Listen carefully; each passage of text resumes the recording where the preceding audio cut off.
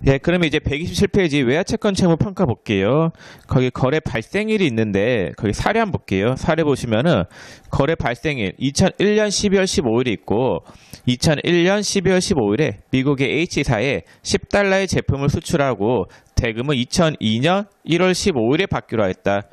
자, 제품을 매출하고 돈을 받는데 그 받을 돈이 달러죠. 네, 이렇게 달러로 받을 돈 혹은 달러로 줘야 될 돈, 그걸 외화채권 채무라고 해요. 그 분계가 어떻게 되는지 한번 볼까요? 먼저 거래 발생일날.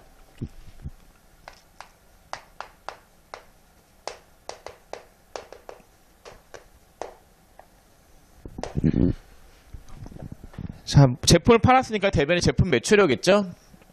대변의 제품 매출. 그 다음 외상으로 팔았으니까 차변의 외상 매출금이 올 거예요. 제품을 팔았는데 제품을 외상으로 팔았으니까 차변의 외상 매출금, 대변의 제품 매출이 와요. 자, 근데 지금 몇 달러에 팔았어요? 10달러에 팔았죠? 10달러. 제품 매출 10달러. 자, 이렇게 분결을 해버리면은 안 되겠죠? 왜냐면은 우리나라 재무제표이기 때문에 원화로 나타내야 된단 말이에요. 그러면은 이 달러로 나타낸 걸 원화로 바꿔야 된단 말이에요. 그래서 거기 보면 환율이 나와 있죠. 2001년 12월 15일 날의 환율이 얼마라고 되어 있냐면요. 1달러당 1,000원이다라고 되어 있어요. 그러면은 이거를 원화로 바꾸면은 10달러죠. 10달러가 이 날의 환율, 거래가 발생한 날이 2001년 12월 15일 날의 환율이 1달러당 1,000원이거든요. 그래서 외상 매출금이 얼마가 나와야 되는 게 맞냐면요. 10,000원이에요. 10,000원. 차변의 외상 매출금 10,000원. 대변의 제품 매출 10,000원이 되는 거예요. 환율이라고 하는 건 뭐냐면요. 환율은 외국 돈을 우리나라 돈으로 살 때 줘야 되는 가치, 그게 환율이에요. 현재 외국 돈을 1달러 사는데 얼마가 필요하다라는 거예요? 1,000원이 필요한 거죠. 그럼 10달러면은 외국 돈 사는데 얼마가 필요하다라는 거예요? 10,000원이 필요하다는 거죠. 그래서 차변의 외상 매출금 10,000원, 대변의 제품 매출 10,000원, 이렇게 분개하면 돼요. 이 환율을 어떤 걸로 적용시키느냐, 이게 중요하단 말이에요. 거래가 발생한 날, 거래가 발생한 날의 환율을 적용시키면 된다라는 거. 거래 발생일의 환율.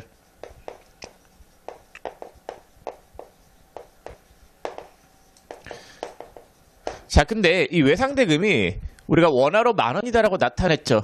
10,000원이다라고 나타냈지만은 실제로 이 외상대금이 10,000원인 거예요? 아니죠. 현재 외상대금은 10달러인 거죠. 받을 돈은 달러인 거예요. 그러면 환율이라고 하는 거는 외국 돈을 살 때 이 가치는 매일매일 바뀐단 말이에요. 그럼 회계 담당자가 매일매일 환율이 바뀔 때마다 이 외상 매출금을 바꿔주고 있어요. 바꿔주고 있으면은 그 담당자가 짜증이 날까요? 짜증 안 날까요? 짜증 나겠죠. 자, 근데 언제나 한번 해야 되냐면요. 결산일에는 해야 돼요. 결산일. 그래서 결산일이 되면은 요거를 평가를 해야 된단 말이에요.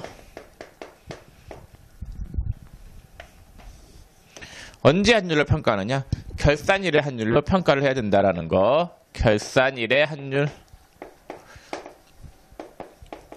현재 외상매출금의 장부가액이 얼마예요? 10,000원이죠. 차변에 있는 외상매출금 금액이 10,000원이에요. 외상매출금의 장부가가 10,000원이다. 자, 기말에 평가를 해봐요. 평가해봤더니 평가액이 얼마가 나오느냐? 지금 10달러죠. 10달러가 결산일 날의 환율이 얼마가 되느냐. 그 두 번째 보세요. 2번 결산일. 사례 보시면은 미국의 H사에 대한 외상 매출금의 기말 환율은 1달러당 1,100원이다라고 돼 있죠. 그래서 12월 31일 시점에서 봤을 때 결산일 날의 환율은 1달러당 1,100원이 된 거예요. 그럼 외상 매출금이 얼마가 된 거예요? 11,000원이 된 거죠. 그래서 2001년 12월 31일, 지금 요게 2001년 12월 31일이죠. 12월 31일 날의 환율로 봤을 때 환율이 1달러당 1,000원이니까 외상 매출금이 10,000원짜리 된 게 얼마로 증가가 됐어요? 11,000원이 된 거죠. 그럼 외상 매출금을 더 증가시켜줘야 되겠죠. 그럼 차변에 있는 외상 매출금 10,000원에서 얼마를 더 플러스 시켜주면 되는 거예요? 1,000원을 더 플러스 시켜주면 되는 거죠. 그래서 차변에 외상 매출금 1,000원 더 플러스 시켜줬어요. 그럼 받을 돈이 어떻게 된 거예요? 늘어났죠. 10,000원에서 1,000원을 더해서 11,000원이 된 거잖아요. 그럼 받을 돈이 늘어났으면은 이익이에요? 손실이에요? 이익이겠죠. 예, 그때 사용하는 계정 과목이 외화를 기말에 환산하면서 나오는 이익이다라고 해서 외화 한산 이익이라고 하는 계정 과목을 쓰겠습니다. 그래서 외화를 결산일 날의 환율로 환산을 했더니 11,000원이 나온 거잖아요. 11,000원이 나왔고 차액분 1,000원, 이익 발생분에 대해서 사용하는 계정 과목은 외화 한산 이익이 되겠습니다. 자, 그 다음에 거기 3번의 결제일. 결제일은 이 돈 받는 날의 분기예요. 자, 외상대금을 언젠가는 받겠죠. 받았을 때 분기가 어떻게 되느냐, 그거 한번 볼게요.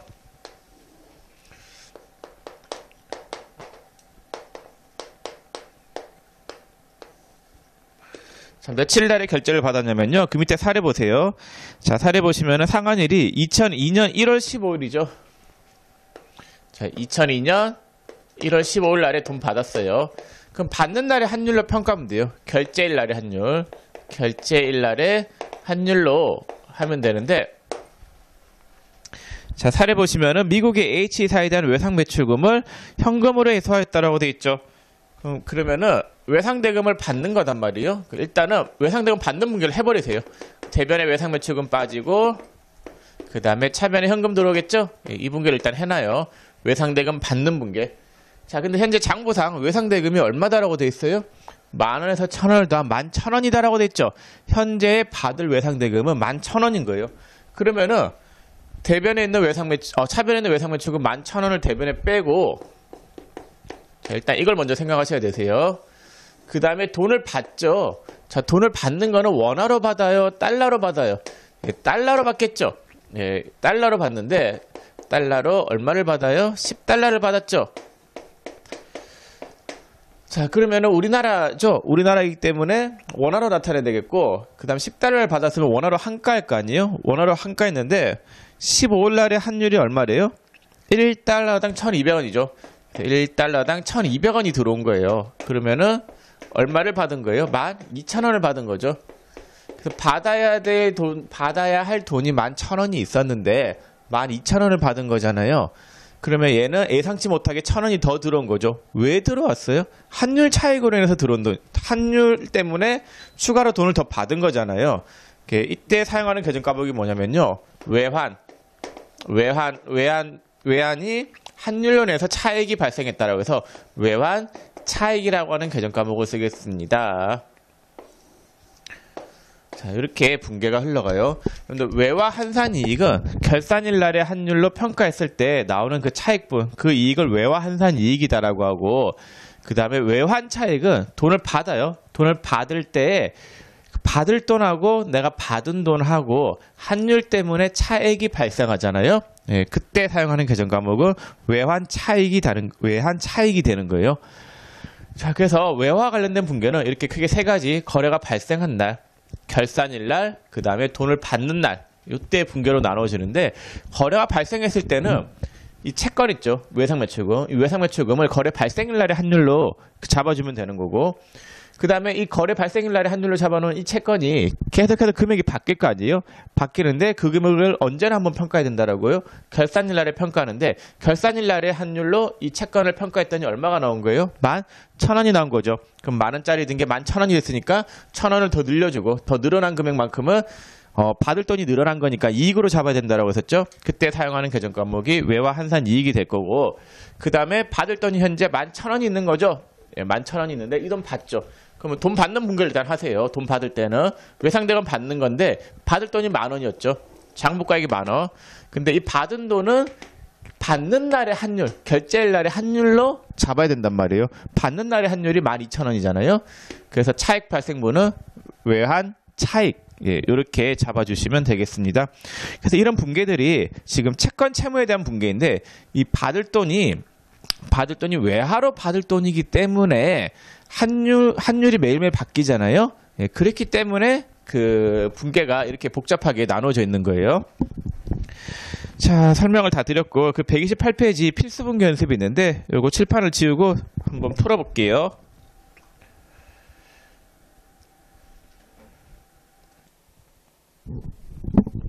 자, 128페이지 필수 분계 연습 보시면은 읽어볼게요. 일자별로 환율이 다음과 같을 때 물음에 답하시오라고 돼 있죠. 2001년 11월 11일 날의 환율이 1달러당 1,200원이에요. 그럼 11월 11일 날에는 그 1달러를 사기 위해서는 1,200원이 필요하다 이 말이고, 그 다음 2001년 12월 31일 날 환율은 1달러당 1,100원이에요. 그 다음 2002년 3월 12일 날 환율은 1달러당 1,000원이고, 무릎 1 보시면은 주사비는 2001년 11월 11일에 미국에 있는 H사에 제품 100달러를 수출하였으며 대금은 2002년 3월 12일에 현금으로 해소하였다. 주사비의 결산일이 12월 31일인 경우 다음에 요구사항에 답하시오. 요구사항 첫 번째 보시면은 거래 발생일인 2001년 11월 11일에 회계 처리를 하시오라고 되어 있죠. 자, 거래 발생일 2001년 11월 11일 날. 자, 제품을 외상으로 팔았으니까 대변의 제품 매출, 차변의 외상 매출금일 거고, 받을 돈이 달러잖아요. 몇 달러요? 100달러죠. 근데 우리나라 재무제표이기 때문에 100달러로 나타내면 안 되죠. 원화로 환산해야 되는데, 거래가 발생했을 때는 거래 발생일 날의 환율로 나타내야 되겠죠.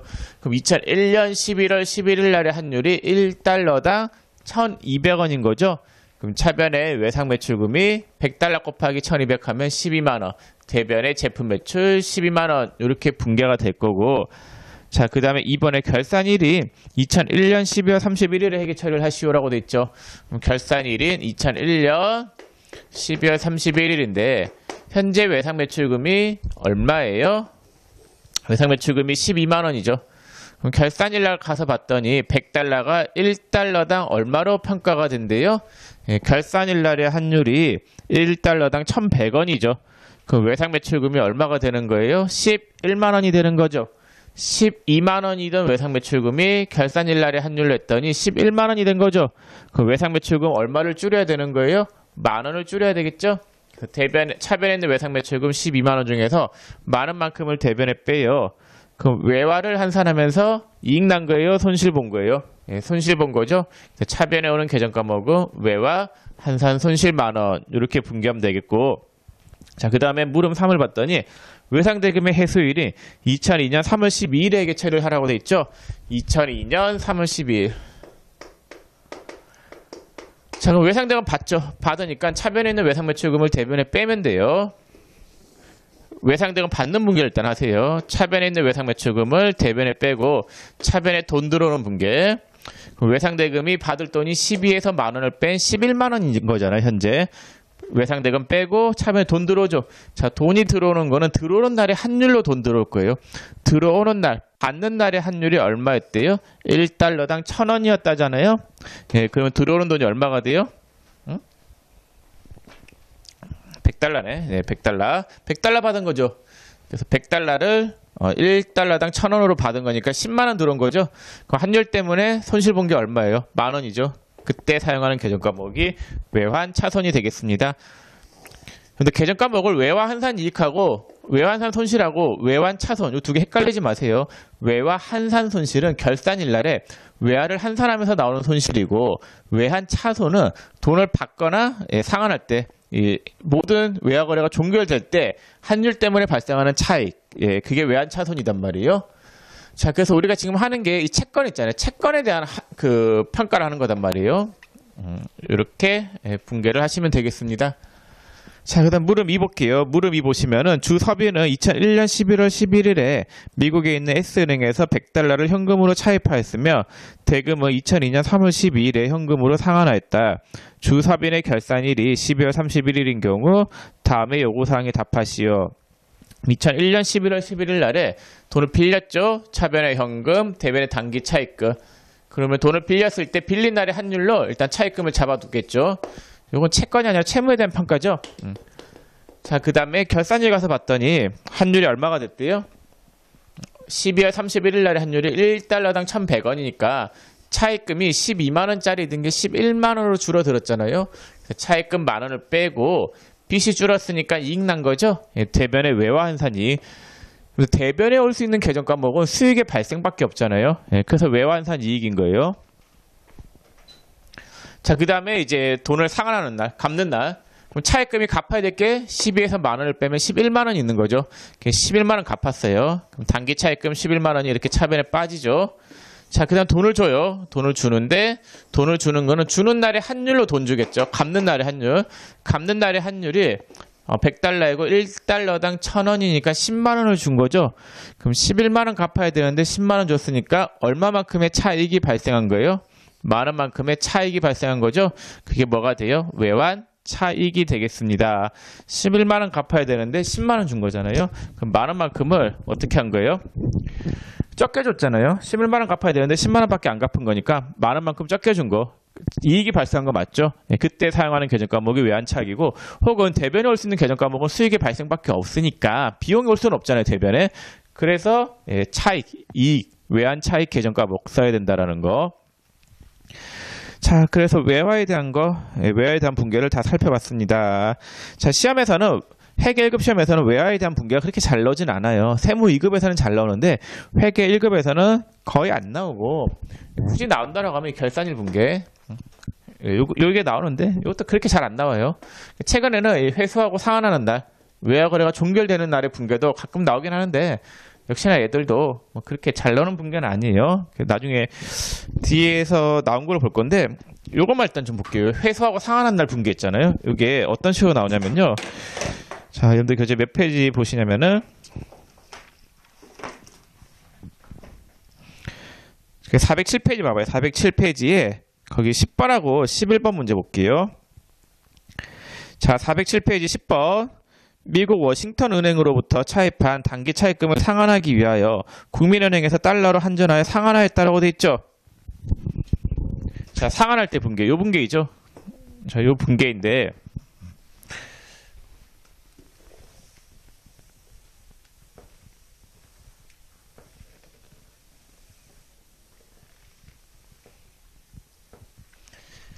자, 이런 분계가 나오면 그냥 여러분들이 일반적인 분계랑 똑같이 하세요. 빚 갚은 거죠. 그럼 단기 차입금은 대변에 있죠.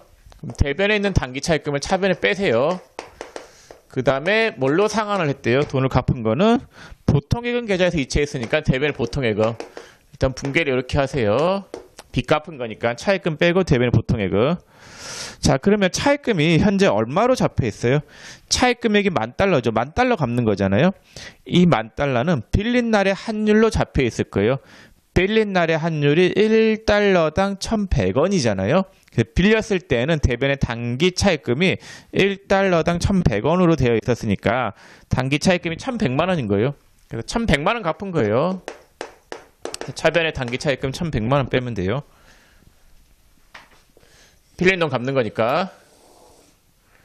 자, 그 다음 돈 주죠? 자, 주는 거는 주는 날의 환율로 돈 줄 거예요. 주는 날의 환율이 얼마예요? 1달러당 1,200원이잖아요. 1,200만 원이 나갈 거예요.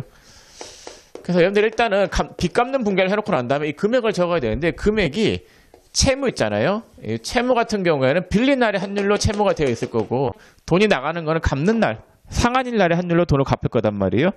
차액이 100만 원 발생하죠. 차액 100만 원은 환율 때문에 발생한 손실이다라고 해서 외환 차손이라고 하는 계정 과목을 쓰면 되겠습니다. 외환 차손 100만 원. 네, 이렇게 하면 돼요. 자, 11번도 마찬가지. 11번. 미국 기업인 뱅카 인터내셔널에 수출하였던 제품에 대한 외상 매출금이 보통예금 계좌에 입금되었다. 그럼 외상대금 받는 분계하면 되는 거예요. 그럼 차변에 있는 외상 매출금을 대변에 빼고, 차변에 보통예금 이렇게 분계하면 돼요. 외상대금 받는 분계니까 이렇게 일단 분계해놓고 금액만 적으면 돼요. 자, 외상 매출금은 차변 쪽에 있었던 외상 매출금인데 제품을 판매한 날에 환율로 되어 있었을 거예요. 그럼 8월 5일 날에 팔았기 때문에 8월 5일 날에 환율로 되어 있죠. 8월 5일 날에 환율이 1달러당 1,500원이니까 2만 달러 곱하기 1달러당 1,500원 하면은 3천만 원인 거예요. 외상 매출금이. 차변에 돈을 받죠. 돈을 받는 거는 받는 날에 환율로 돈 받을 거예요. 받는 날의 환율이 8월 11일 날이잖아요.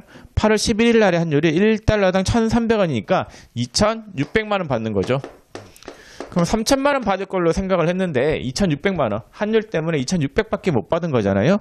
그러면은 얼마만큼 손해본 거예요? 400만 원만큼 손해본 거죠. 이걸 뭐라고 하냐면요. 외환 차손이다라고 하죠. 외화 거래가 종결될 때 환율 때문에 발생한 손실, 외환 차손이 되겠습니다. 자, 이런 식으로 분계하시면 되겠고, 다시 이제 앞으로 좀 가볼까요? 앞에 129페이지, 130페이지 보세요. 이제 부채 이런 문제가 있는데, 자, 부채에 대한 붕괴와 내용 설명은 전부 다 끝났어요. 끝났고, 그 130페이지 부채. 여기 이론 문제 좀 풀어볼게요. 자, 1번. 여러분들은 정지시켜놓고 한번 풀어보세요. 자, 1번인데, 자, 1번을 풀기 전에 칠판을 좀 지우고 볼게요. 자, 130페이지 이론 문제인데, 그 부채의 이론 문제는 나오는 유형이 크게 두 가지 있단 말이에요. 유형 1이 유동부채하고 비유동부채 구분하는 문제가 있고, 두 번째가 평가성 항목에 대한 문제가 있는데, 이건 앞에서 제가 설명 다 드렸었죠? 그 평가성 항목에 대해서. 유동부채하고 비유동부채 구분 문제는 크게 어렵지 않은 문제들인데, 거기 보시면 2번 보세요. 2번에 다음 중 비유동부채에 해당하지 않는 것은 1라고 되어 있죠. 이런 문제가 나오면 여러분들 프로그램에 계정 과목 및 적용 등록 들어가면은 그 답이 다 나와 있단 말이에요. 거기서 찾으면 되는데 해당하지 않는 거는 답이 몇 번이 되겠어요? 3번에 당좌 차월이죠. 당좌 차월은 단기 차입금으로 처리해야 되겠고, 단기 차입금은 비유동부채가 되겠죠. 유동부채하고 비유동부채 구분 문제가 2번부터네. 자, 3번 보세요. 3번에 다음 중 유동부채와 비유동부채의 분류가 올바르게 짝지어진 것은 이라고 되어 있죠. 올바르게 짝지어진 건 3번이에요. 이것도 프로그램에서 찾으면 답이 다 나올 거고, 이렇게 4번하고 5번, 그거 다 생략할게요. 여러분들이 계정 과목 및 적용 등록에서 찾으면 그 답을 다 낼 수 있는 문제들이란 말이에요. 그 상단에 1번 보세요. 상환될 금액을 대체할 경우 이용되는 계정 과목은 무엇인가? 2번에 유동성 장기 부채이죠. 근데 부채가 있는데, 부채가 그 장기 차입금이 있는데, 장기 차입금이 만기가 1년 이내에 도래하면은 계정 과목을 유동성 장기 부채로 바꿔야 된다라고 썼죠. 자, 그다음 6번하고 7번 문제가 있는데 이건 했었죠. 넘어갈게요. 그 다음에 8번에 다음 중 부채에 대한 설명으로 틀린 것을 1번에 미지급금 중 보고기간 종료일로부터 만기가 1년 이내에 도래하는 것은 유동부채를 표시한다. 맞는 말이겠죠? 2번 보고기간 종료일로부터 차입기간이 1년 이상인 경우 장기차입금 맞고, 3번에 가수금은 영구적으로 사용하는 부채 계정으로서 결산 시에도 재무제표에 표시된다. 가수금은 임시적으로 사용하는 계정 과목으로서 결산 재무제표에 표시되면 안 돼요. 가지급금하고 가수금은 임시로 사용하는 계정 과목이란 말이에요. 미결산 계정 과목이다라고 해서 그 가지급금, 가수금, 현금 가부적은 결산 재무제표는 나타나면 안 돼요. 그 다음 9번 볼게요. 9번. 다음 중 부채에 대한 설명으로 가장 옳지 않은 것은 1번 맞는 말이에요. 읽어보면은 그냥 부채의 정의를 이야기하는 거고, 2번도 맞고, 그 3번도 맞고, 4번 보세요. 4번에 정상적인 영업주기 내에 소멸할 것으로 예상되는 매입 채무와 미지급 비용 등이 보고기간 종료일로부터 1년 이내에 결제되지 않으면 비유동 부채로 분류한다. 자, 여러분들 유동과 비유동을 구분하는 기준은 1년 기준이다라고 썼죠. 유동은 1년 이내, 비유동은 1년 이후다라고 써요. 자, 근데 또 다른 기준이 정상적인 영업주기가 있단 말이에요. 정상적인 영업주기 이내냐, 그 다음에 정상적인 영업주기 이후냐로 나눠지는데, 배를 만드는 회사, 그 조선업들 있잖아요. 조선업 같은 경우에는 배 만드는데 상당히 오래 걸려요. 뭐 한 3년씩 걸린다라고 했을 때, 그러면은 그 돈을 받을 때도 보통 3, 4년씩 걸린단 말이에요. 그럼 걔네들의 정상적인 영업주기 내에서 3년 만에 돈을 받으면 빨리 받은 걸로 볼 수 있단 말이에요. 그럼 걔네들한테 1년 기준을 적용하면은 거의 모든 자산이 비유동 자산이 돼버려요. 그러니까 그 상품 있잖아요. 제품. 그 걔네들이 파는 배는 제품이 되겠죠. 만들어서 파는 배니까. 그 제품도 재고자산인데, 재고자산은 보통 다 유동자산으로 다 분류가 되잖아요. 유동자산 쪽으로 다 분류가 돼야 되는데, 배가 1년 기준을 적용해버리면 배가 유동자산 쪽으로 분류가 안 돼버린단 말이에요. 그게 말이 안 될 수가 있으니까 그 기준을 1년 기준으로 회사 상황에 맞게 1년 기준을 적용해야 되는 거지, 반드시 그 1년 이내가 유동, 1년 이후가 비유동 되는 건 아니에요. 정상적인 영업주기 이내에서 그 돈을 받거나 그 자산이 현금화되거나 부채를 갚아야 된다라고 하면은 유동, 그 다음에 정상적인 영업주기 이후다라고 하면 비유동으로 구분이 되는 거예요. 자, 10번 볼게요. 10번에 다음 중 은행과의 약정에 의해 당좌예금 잔액을 초과하여 당좌수표를 발행하였을 때 대변에 기입하여야 하는 계정 과목으로 가장 적절한 것은 당좌 차월에 대한 이야기죠. 당좌 차월은 단기 차입금으로 처리한다라고 썼잖아요. 자, 그러면은 부채 이런 문제는 다 풀었고, 저 뒤에 실전 연습 문제, 붕괴 문제들 좀 남은 거 풀어볼게요. 406페이지 가보세요. 자, 406페이지 붕괴 문제들이 있는데 그 1번부터 한번 풀어볼게요. 자, 1번에 406페이지예요. 1번에 액면총액 1,000만원의 사채를 8,000원에 할인 발행하고 납입금은 국민은행 보통예금 계좌에 예입하였다. 사채 발행에 대한 문제인데 보통예금 통장에 돈이 얼마가 들어와요? 1,000자가 한 자당 8,000원이니까 800만원이 들어와요. 그럼 차변에 보통예금 800이 들어오겠죠? 자, 보통예금 800. 자, 들어온 돈 중에서 액면금액까지는 무조건 뭘로 잡아요? 사채 액면금액이 얼마예요? 1,000만원이죠. 그다음 액면금액이 미달하는 금액이 얼마예요? 200이잖아요. 사채를 싸게 발행한 금액이다라고 해서 사채 할인 발행 차금 200만원 이렇게 분개하시면 되겠고, 2번 다음과 같은 조건의 사채를 발행하고 수취한 금액은 당좌예금에 입금하였다. 그럼 발행가액이 9,630만원이죠. 그럼 당좌예금 통장에 돈이 얼마가 들어오냐면요, 9,630만원이 들어와요. 자, 이렇게 들어온 돈 중에서 액면금액까지는 무조건 뭘로 잡아야 돼요? 사채죠. 액면가액이 얼마가 돼요? 1억 원이 되겠죠? 액면금액에 미달해서 발행한 금액이 370만원이죠. 이건 사채를 싸게 발행한 금액이다라고 해서 사채 할인 발행 차금 370만원 이렇게 분개하면 되겠고, 자, 3번에 사채 액면 총액 600만원 상환기한 5년 발행가액은 580만원으로 발행하고 납입금은 보통예금하다. 그리고 사채 발행비 10만원은 현금으로 지급하다라고 돼 있죠. 그럼 사채를 발행해서 들어온 돈이 580이에요. 보통예금 통장에 580이 들어오고, 그 다음 사채 발행비 10만원이 현금으로 나갔죠. 현금으로 나갔기 때문에 여기서 빼면 안 돼요. 사채 발행비는 사채의 발행가액에서 빼는데 뺄 때 보통예금에서 빼면 안 되고 10만원 현금으로 나간 걸로 빼야 되겠죠. 대변에 현금 10만원. 그럼 사채를 발행해서 들어온 돈은 얼마다라고 봐야 돼요? 570만원으로 봐야 되겠죠. 그쵸? 네. 자, 이렇게 들어온 돈 중에서 액면금액까지는 사채.